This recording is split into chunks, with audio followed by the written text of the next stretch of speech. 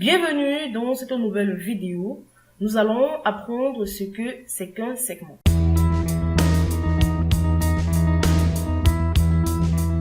Les segments vous permettent de filtrer votre tableau croisé dynamique de façon similaire à la façon dont les champs de filtre filtrent un tableau croisé dynamique.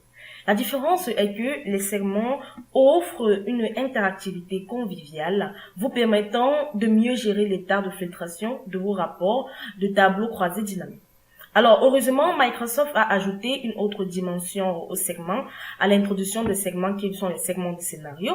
Donc, les segments de lignes de temps sont conçus pour fonctionner spécifiquement avec le filtrage basé sur la date. Alors, si vous avez tout simplement parcouru les vidéos dont je parlais des tableaux croisés dynamiques, vous savez que les tableaux croisés dynamiques permettent le filtrage interactif à l'aide des champs de filtre. Les champs de filtre sont tout simplement les listes déroulantes. Donc, ces listes déroulantes que vous pouvez tout simplement sélectionner un pour pouvoir filtrer votre graphique. Pour pouvoir filtrer votre tableau croisé dynamique, autant pour moi. Alors, les champs de filtre sont tout simplement des listes déroulantes que vous pouvez inclure en haut du tableau croisé dynamique, comme vous pouvez le constater dans ce tableau croisé dynamique, permettant aux utilisateurs de filtrer de manière interactive les éléments de données spécifiques. Aussi utiles que les champs de filtre sont, ils ont toujours eu quelques inconvénients. Alors, tout d'abord, les champs de filtre ne sont pas des filtres en cascade. Les filtres ne fonctionnent pas ensemble pour limiter les sélections si nécessaire. Nous allons tout simplement prendre un exemple. Nous sommes dans cette feuille de calcul que j'ai tout simplement nommé TCD, tableau croisé dynamique que j'ai abrégé, et filtre. Voilà, j'ai tout simplement ce tableau croisé dynamique avec la date des ventes au niveau de la zone des lignes. Au niveau de la zone des valeurs, j'ai tout simplement les revenus. Et au niveau de la zone de filtre, j'ai les régions, les marchés, les catégories des produits et les années. Alors, si je veux par exemple filtrer la région, et je définis par exemple la région à la région du Nord, c'est un exemple. Donc, je vais tout simplement tout décocher et je vais définir par exemple la région, je vais filtrer la région uniquement pour la région du Nord et je vais valider. Alors, comme vous pouvez le constater, mon tableau croisé dynamique va tout simplement changer pour afficher les ventes de la région du Nord. Mais cependant, le filtre marché vous permet toujours de sélectionner des marchés qui ne sont clairement pas situés dans la région du Nord. Donc, par exemple, si je sélectionne le marché, je vais prendre un exemple Californie. Bon, si je sélectionne par exemple, je vais tout sélectionner les éléments. Voilà, si je sélectionne par exemple le marché Californie qui n'appartient pas dans la région du Nord, étant donné que le filtre de marché n'a aucune façon limitée en fonction du champ de filtre région, vous avez la possibilité ennuyeuse de sélectionner un marché qui ne produira aucune donnée car il ne se trouve tout simplement pas dans la région du Nord. Donc voilà, si je sélectionne par exemple OK, comme vous pouvez le constater, cela ne va afficher tout simplement rien. Tout simplement parce que mon marché, le marché californien ou encore Californie ne se trouve pas dans la région du Nord. Alors, nous allons voir un autre exemple de savoir ce qui est filtré exactement lorsque nous sélectionnons plusieurs éléments. Donc, si par exemple au niveau de mon filtre région, je sélectionne par exemple la région du Nord, la région du Nord-Ouest et la région du Mid-Ouest. Et là, je vais cliquer sur OK pour valider. Voilà, comme vous pouvez le constater, au niveau de mon tableau croisé dynamique, rien ne s'affiche. Tout simplement parce que le marché Californie n'appartient tout simplement pas à ces régions. Donc là, je vais tout simplement décocher. Voilà, pour tout afficher. Et là, OK. Voilà, ensuite OK.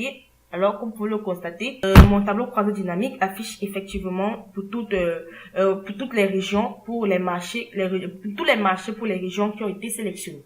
Alors, cependant, comme vous pouvez le constater au niveau de ma zone de filtre, la valeur de filtre région affiche plusieurs éléments, comme vous pouvez le constater. Alors, par défaut, les champs de filtre plusieurs éléments s'affichent lorsque vous sélectionnez plusieurs éléments. La seule façon de savoir ce qui a été sélectionné est de cliquer sur le menu déroulant. Donc, vous pouvez imaginer la confusion sur une version imprimée de ce rapport dans laquelle vous ne pouvez pas cliquer pour voir quel élément de données constitue le chiffre de la page. Alors, en revanche, les segments n'ont pas ce problème. Les segments répondent les uns aux autres. Alors, comme vous pouvez le voir dans cette feuille de calcul que j'ai nommée créer un segment, le segment de, par exemple, des marchés met en évidence de manière visible les marchés pertinents lorsque, par exemple, les régions qui correspondent à ces marchés ont été sélectionnées. Alors, si par exemple ici, je vais d'abord afficher, je vais effacer le filtre. Par exemple, là, je sélectionne uniquement la région du Midwest. Comme vous pouvez le constater au niveau des marchés, au niveau des marchés, tous les marchés qui correspondent à la région du Midwest sont tout simplement mis en gras et les autres sont mises ont une autre couleur différente, comme vous pouvez le constater. Si je sélectionne par exemple la région du Nord, comme vous pouvez le constater au niveau des marchés, uniquement les marchés correspondant à la région du Nord sont sélectionnés et mon tableau croisé dynamique est également mis à jour. Alors, comme vous pouvez le constater, les autres marchés sont en sourdine, signalant qu'ils ne font pas partie de la région. Donc, uniquement les marchés appartenant à la région du Nord sont mis avec une couleur beaucoup plus claire. Les autres sont tout simplement en sourdine. Alors, lorsque vous sélectionnez plusieurs éléments dans un segment, vous pouvez facilement voir que plusieurs éléments ont été choisis. Alors, pour sélectionner plusieurs éléments, il vous suffit, par exemple, au niveau des régions, je vais sélectionner plusieurs régions. Donc, pour cela, je vais tout simplement cliquer, par exemple, pour la région du Nord. Ensuite, je vais tout simplement appuyer sur le bouton contrôle pour pouvoir sélectionner d'autres régions.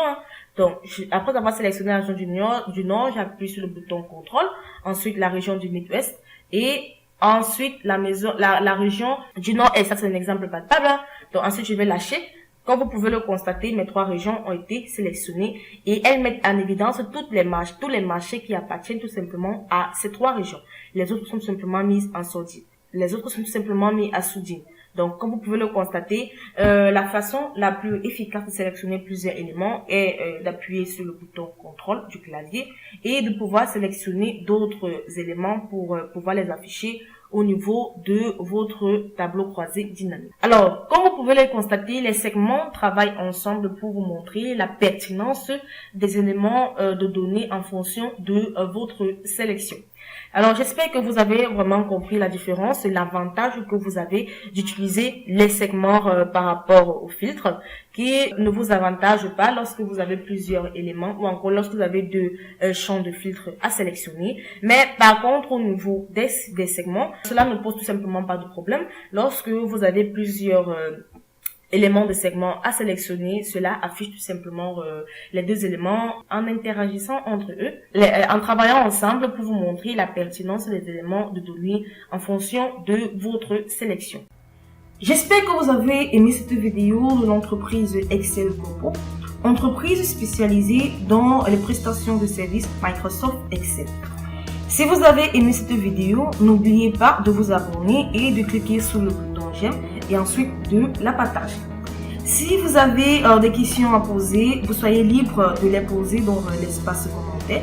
Nous allons nous retrouver très prochainement dans une nouvelle vidéo.